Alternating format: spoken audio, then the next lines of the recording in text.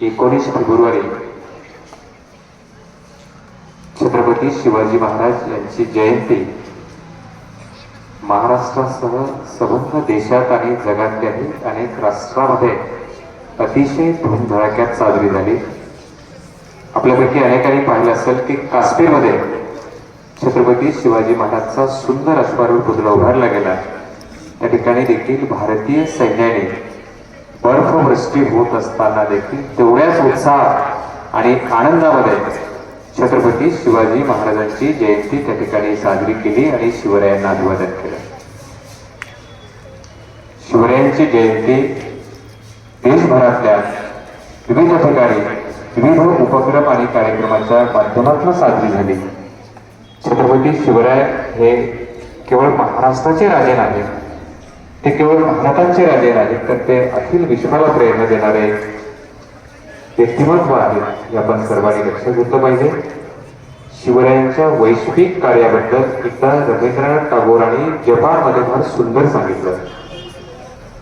एकदा रवींद्रनाथ टागोर जपानला गेले आणि जपानमध्ये असताना तेथील पत्रकारांनी त्यांना एक प्रश्न विचारला, टागोरजी, तुम्ही ज्या भारत नावाच्या देशातून आलेला आहात त्या देशाची ओळख तुम्हाला एका वाक्यात सांगता येईल का?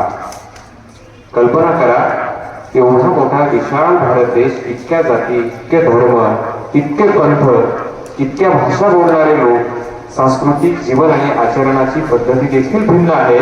मग एवढ्या मोठ्या भारताची ओळख एका वाक्यात सांगायचं अतिशय अवघड आणि कठीण काम होतं।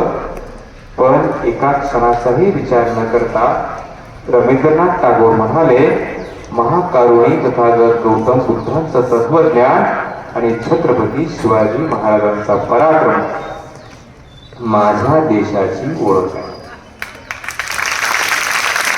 या एका वाक्यामध्ये छत्रपती शिवाजी महाराजांच्या कार्याची उंची किती मोठी होती हे तुमच्या सगळ्यांच्या लक्षात येईल।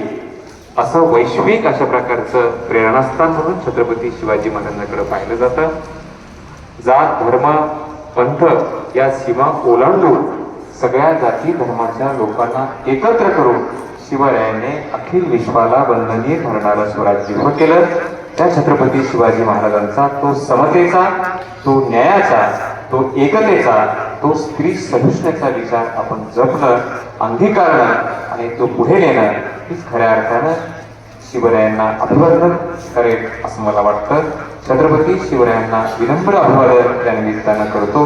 शिवजन्मोत्सवाच्या आपल्या सगळ्यांना हार्दिक हार्दिक शुभेच्छा देतो।